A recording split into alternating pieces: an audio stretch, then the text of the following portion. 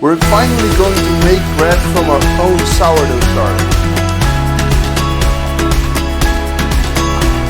I use this easy scraper, but you can use. You mix it, make sure. And you see that the dough starts to develop. Just work with it. These beautiful sourdough breads are done, and you know. Oh, beautiful.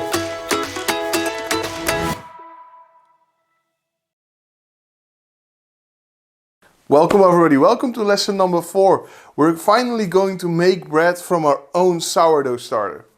The things you need for the bread is 600 grams of bread flour. Again, a flour with a high protein in there, between 12 and 14%. We have two canisters of water here. We got our main one that we're going to use in the beginning is 300 grams of water, and then I got 90 grams of water that I can, during the kneading process, add to it. I got 30%, so 180 grams, because I always measure the percentage of the flour weight. So I got 180 grams of sourdough. And we're going to add a little bit of sea salt. I use a fine sea salt here, but you can use any type of sea salt you want, or table salt, anything you want. Keep it around 2% of the, again, of the flour weight. So let's start. I'm going to get everything out of the way here. And we're going to add the flour to the bench. We're going to make a little bit of a hole in there, like a kind of a lake. And then we're going to add our sourdough right in the middle.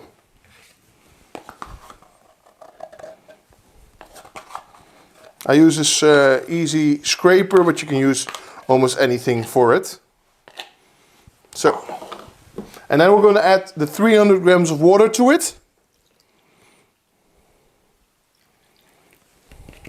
And we're not going to add the salt to it yet. We're first going to make a dough.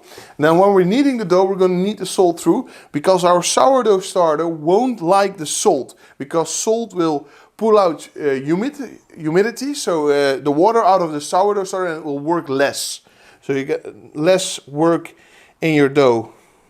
And then we're going to mix it around to start getting a little bit on the edge of the flour into the water. And then you mix it with fingers. You keep one hand clean. You mix it. Make sure the dike doesn't break, as we say it in Dutch. Keep it intact until the water has dissolved a lot of flour into it, and it's getting to get a solid dough to it.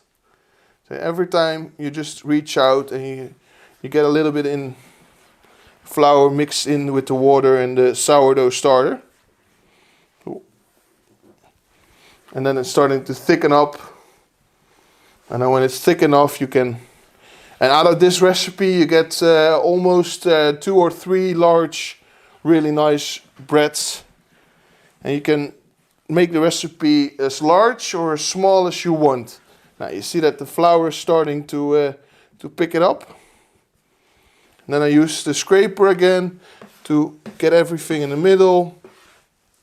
And then we can start kneading the process. The entire batch. Just keep one hand clean. It's easy for scraping down everything. And really work it around. Water could be around the temperature of 20 degrees. And now you see that the dough starts to develop.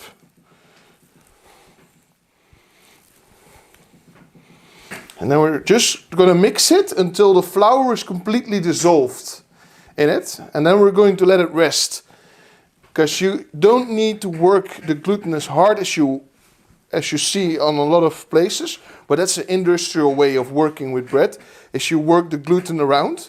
We're just going to let them rest for 2-3 hours. And then you see that the gluten network will strengthen up by its own process and gets a lot more flavor to it. Now you see you have now almost a dough that's nice and solid, sticky a little bit, but it will get less and less sticky the way you work with it. Just get everything from flour in there. If you now notice that the dough is a little bit solid, just add a little bit of the 90 grams of water you got left. We can just add to it and then just mix it again through it. Nice and easily until all the flour on your workbench is completely dissolved. And this water is also dissolved in the dough.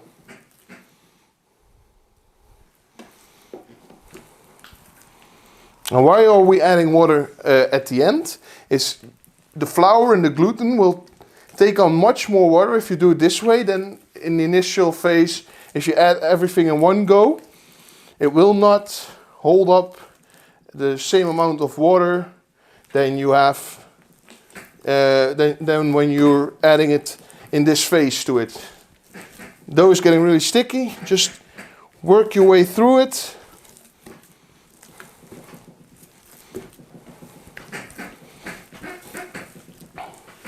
Until all the flour is completely clean. And you start to notice your dough is getting drier again. And then you can add a little bit of water again to it. The water will also make your bread really moist from the inside as well after baking. So the more water we can add to it, the more moisture you will get into your bread in the end phase. It's starting to develop a really nice dough. I feel it's still a little bit solid, so I can add a little bit more of water in there. And then just start the process all over again. No worries. These high protein flours, bread flours, will absorb a lot of water to it.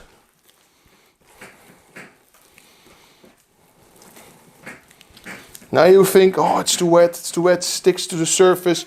Just work with it, and it starts to form a dough again, and it starts to get loose from the bench. It's getting drier again. It's hard work, you can tell. But the end result will be really nice. See, the dough starts to get over again.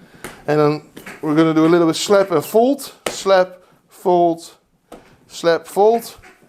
And then you notice that the dough is still a little bit, at least my dough is still a little bit on the hard side. So I'm going to add just another bit of water to it. And we're going to repeat the process what we just did. Just knead it through. Work the dough. Work it.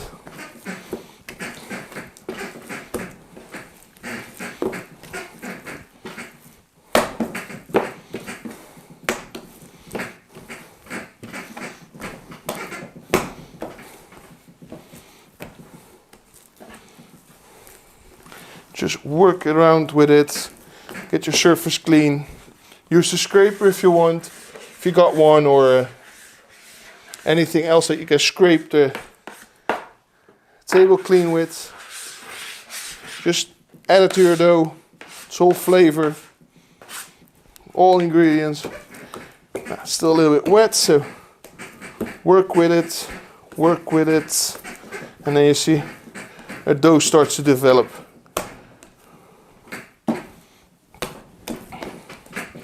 Well, I feel a really nice dough coming up right now, so I'm going to add some salt to it in this phase. About 2%, 1.8 on the flour weight. So not on the entire weight of the bread, of the dough, but on the weight of the flour. 2% of the flour weight. Recipe you will find down below in the lesson materials, of course, and even the calculation ways. And then you work with it. And after, when you add the salt, you can notice that the dough is becoming more elastic. And if you think it's still a little bit too solid, you still can add a tiny bit of water to it. And work again with it to get a really nice dough.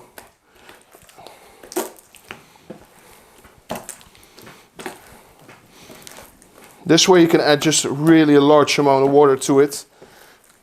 That's getting near 66-67% of the flour weight we can add to it, and we can make a really nice sourdough bread.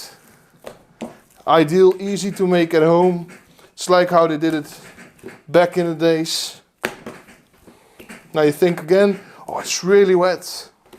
It will get there. It will get there. And you see that I turn it quarter clockwise every now and then. It's just to make sure that it doesn't get the gluten all in one direction.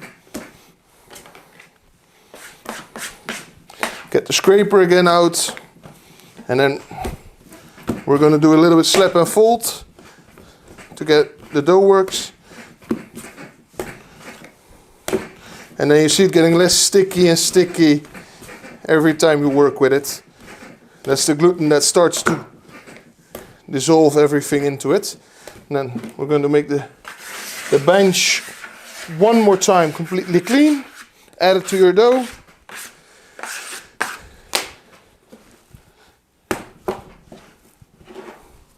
And then we're going to smack it and turn it.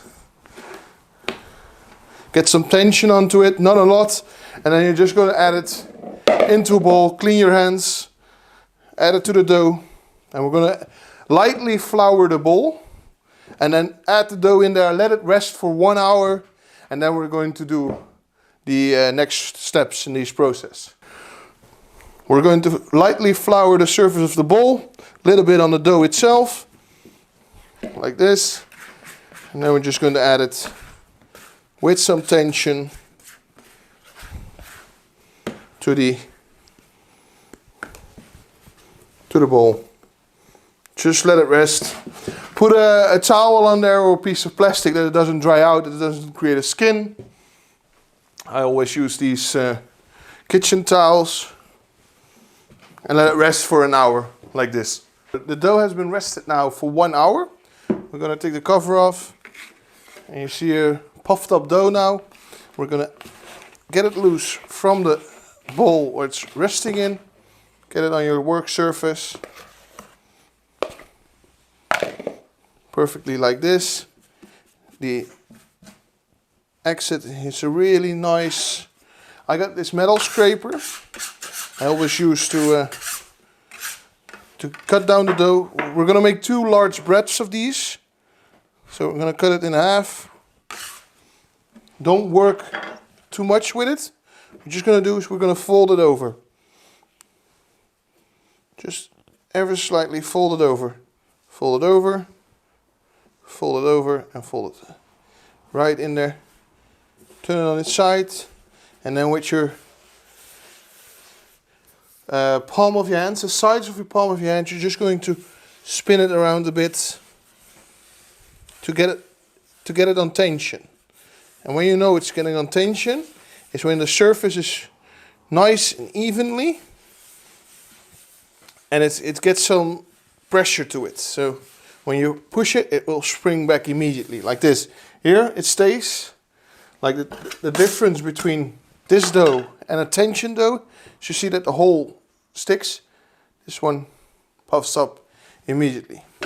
Now we have these baskets where we're going to let them in rice in, upside down. The baskets are covered with a little bit of flour.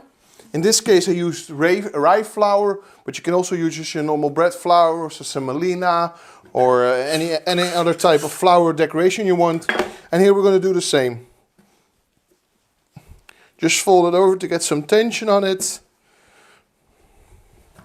Make sure you don't push too much flour in there, and we're going to turn it with the sides of our hands to get some tension on there, and then you feel it springs back immediately, and we're going to do the same. Now the nicest thing is of these, now we can let them proof at room temperature. They will take almost 2 hours, but we can also let them proof overnight. And that's what we're going to do, is we're going to put them in the fridge at a temperature of 4 to 5 degrees Celsius. And we're going to let them prove overnight on a long fermentation process that gives a lot more flavor to it, especially from the sourdough that's in here. It will give you a really delicious, flavorful bread. And then we're going to bake it after almost 12 hours. And before we're going to put these breads in the fridge, we're going to cover them with a bit of clean film, just right on the top, not pushing it on the dough because the dough will rise. And then we can easily slip them in our fridge, or if you want, just on room temperature 2 hours, and it will also prove really nice. But you will notice the difference between 2 hours of rising process or a whole night of flavor development due to the fermentation in the dough. Here you see the breads that came out of the fridge after a full 12-hour fermentation. Let's get the plastics off and let's get them on the baking tray. Be really nice and gentle with these. Oh, perfect. You see already some fermentation coming up, then you know you're right. Again, nice and easy. I'm going to score them a little bit. Again, across.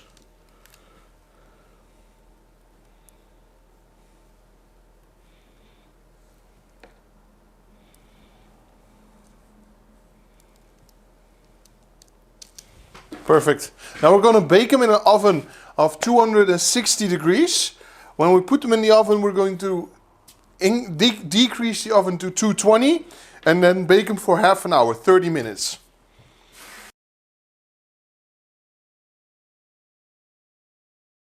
After 30 minutes of baking, these beautiful sourdough breads are done. And you know what we do? We tap the bottom to hear if they're hollow. Let's see if the mic picks it up.